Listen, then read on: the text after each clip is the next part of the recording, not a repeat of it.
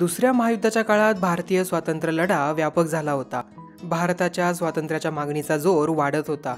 त्याची गंभीर दखल घेणे आवश्यक आहे याची जाणीव ब्रिटिश राज्यकर्त्यांना झाली. त्या दृष्टीने भारताला स्वातंत्र्य देण्यासाठी ब्रिटिश सरकार विविध योजना तयार करू लागले. आधुनिक भारताचा इतिहास. स्वातंत्र्य प्राप्ती. राष्ट्रीय सभेची उभारणी धर्मनिरपेक्षतेच्या तत्वावर झालेली होती. राष्ट्रीय आंदोलनात सर्व जाती धर्माचे लोक सामील झालेले होते. ही चळवळ कमकुवत करण्यासाठी ब्रिटिशांनी फोडा आणि राज्य करा या नीतीचा अवलंब केला. त्याचा परिणाम मुस्लिम लीगची स्थापना होण्यात झाला. या पार्श्वभूमीवर हिंदू महासभा, राष्ट्रीय स्वयंसेवक संघ यांसारख्या हिंदुत्ववादी संघटनाही स्थापन झाल्या. 1930 साली डॉक्टर मुहम्मद इक्बाल या प्रसिद्ध कवीने स्वतंत्र मुस्लिम राष्ट्राचा विचार मांडला. पुढे चौधरी रहमत अली यांनी पाकिस्तानची कल्पना मांडली. बॅरिस्टर मोहम्मद अली जिना यांनी द्विराष्ट्र सिद्धांत मांडून पाकिस्तान या स्वतंत्र मुस्लिम राष्ट्राची मागणी केली. राष्ट्रीय सभा ही केवळ हिंदूची संघटना आहे, तिच्यापासून मुसलमानांचा काहीही फायदा होणार नाही असा प्रचार बॅरिस्टर जिना आणि मुस्लिम लीग यांनी सुरू केला. वेव्हेल योजना. भारताचे व्हॉइसरॉय वेव्हेल यांनी 1945च्या जूनमध्ये एक योजना तयार केली. केंद्रीय व प्रांतिक विधिमंडळात मुस्लिम, दलित व अल्पसंख्याकांना योग्य ते प्रतिनिधित्व देण्यात येईल. तसेच व्हॉइसरॉयच्या कार्यकारी मंडळात हिंदू मुस्लिम सदस्यांची संख्या समान राहील अशा काही प्रमुख तरतुदींचा या योजनेत अंतर्भाव होता. या योजनेवर विचार करण्यासाठी भारतातील प्रमुख राजकीय पक्षांची बैठक सिमला येथे आयोजित करण्यात आली होती. या बैठकीत एकमत झाले नाही. व्हॉइसरॉयच्या कार्यकारी मंडळातील मुस्लिम प्रतिनिधींची नावे सुचवण्याचा अधिकार केवळ मुस्लिम लीगलाच असावा असा आग्रह बॅरिस्टर जिना यांनी धरला. त्यामुळे राष्ट्रीय सभेने त्यास विरोध केला. ही योजना यशस्वी होऊ शकली नाही. त्रिमंत्री योजना. दुसऱ्या महायुद्धाच्या समाप्तीनंतर भारताला स्वातंत्र्य देण्यास ब्रिटिश राज्यकर्ते अनुकूल बनले. ब्रिटिश प्रधानमंत्री ॲटली यांनी पार्लमेंटमध्ये भारताविषयीचे धोरण स्पष्ट केले. त्यानुसार भारतीय जनतेचा भारतीय संविधान तयार करण्याचा अधिकार मान्य करण्यात आला. अल्पसंख्याकांचे प्रश्न भारतीय स्वातंत्र्याच्या आड येणार नाहीत हेही स्पष्ट करण्यात आले.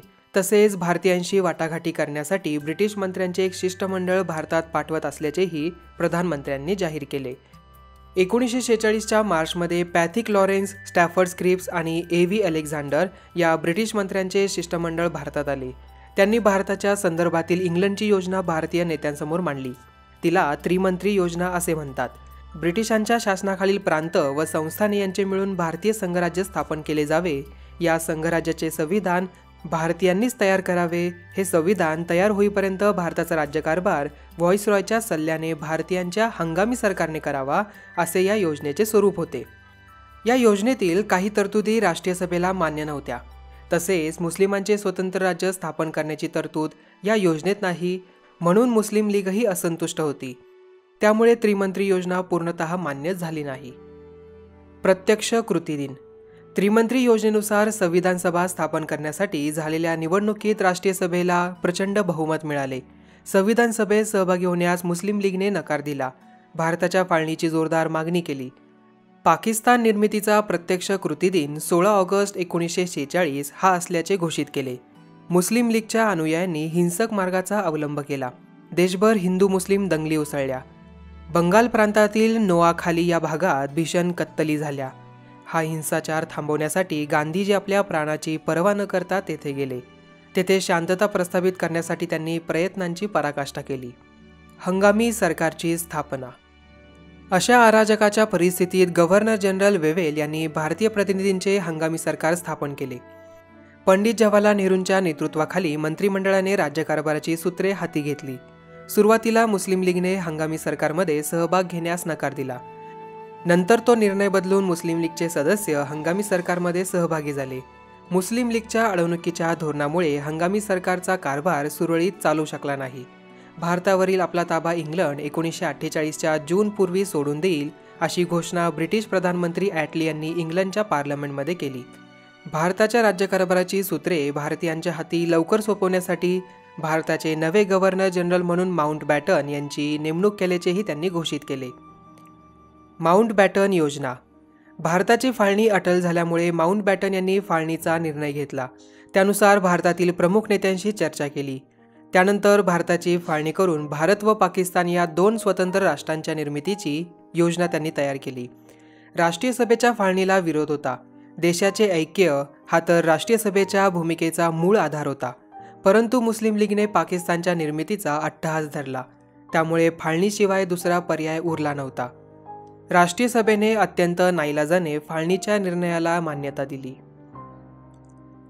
भारताच्या स्वातंत्र्याचा कायदा. माउंटबॅटन योजनेच्या आधारे भारताच्या स्वातंत्र्याचा कायदा 18 जुलै 1947 रोजी ब्रिटिश पार्लमेंटने मंजूर केला. या कायद्यानुसार अशी तरतूद करण्यात आली की भारताची फाळणी होऊन 15 ऑगस्ट 1947 रोजी भारत व पाकिस्तान ही 2 स्वतंत्र राष्ट्रे अस्तित्वात येतील. त्यानंतर त्यांच्यावर ब्रिटिश पार्लमेंटचा कोणताच अधिकार राहणार नाही.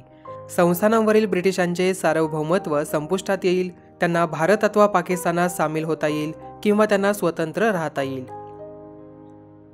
स्वातंत्र्य प्राप्ती.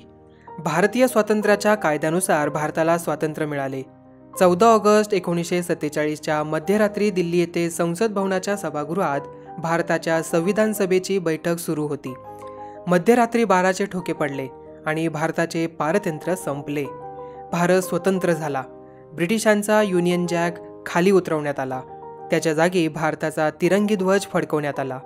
वर्षानुवर्षांच्या गुलामगिरीच्या शृंखला गळून पडल्या. ब्रिटिश सत्तेने भारतात पाय रोवल्यापासून ज्या लक्षावधी भारतीयांनी देशाच्या स्वातंत्र्यासाठी असीम त्याग केला होता, अनेकांनी आपले प्राण वेचले होते, त्यांच्या महान त्यागाची ही फलश्रुती होती. स्वतंत्र भारताचे पहिले पंतप्रधान पंडित जवाहरलाल नेहरू यांनी या ऐतिहासिक क्षणाचे महत्त्व आपल्या प्रभावी भाषणातून उलगडून दाखवले. या मंगल क्षणी केवळ भारतीयांच्याच नव्हे तर सर्व मानवजातीच्या सेवेला वाहून घेण्याची शपथ घ्यावी, असे त्यांनी आवाहन केले. लक्षावधी भारतीयांनी स्वातंत्र्याचा सोहळा अभूतपूर्व उत्साहाने साजरी केला. स्वातंत्र्यप्राप्तीचा आनंद निर्भेळ नव्हता. देशाची फाळणी आणि त्यावेळी झालेल्या भयानक हिंसाचारामुळे भारतीय जनता दुःखी होती. स्वातंत्र्य सोहळ्यात सहभागी न होता गांधीजी बंगालमध्ये शांतता व जातीय सलोखा टिकवण्यासाठी जीवाचे रान करत होते. भारताला स्वातंत्र्य मिळाल्यानंतर अवघ्या 6 महिन्यात 30 जानेवारी 1948 रोजी नथुराम गोडसे याने गांधीजींची निर्घृण हत्या केली. हिंदू मुस्लिम ऐक्य टिकवण्यासाठी गांधीजी अहर्निश झटले आणि त्यासाठीच त्यांनी आपल्या प्राणाचे मोल दिले. भारत प्रजासत्ताक राष्ट्र बनले. संविधान सभेने भारताचे संविधान तयार करण्याचे काम 1946 साली सुरू केले. संविधान समितीत doctor Rajendra Prasad, Pandit Jawaharlal Nehru, doctor Babasaheb Ambedkar, Sardar Vallabhbhai Patel, Maulana Abul Kalam Azad, Sarojini Naidu, JB. Kripalani, राजकुमारी अमृत कौर, दुर्गाबाई देशमुख, हंसाबेन मेहता असे अनेक मान्यवर सदस्य होते.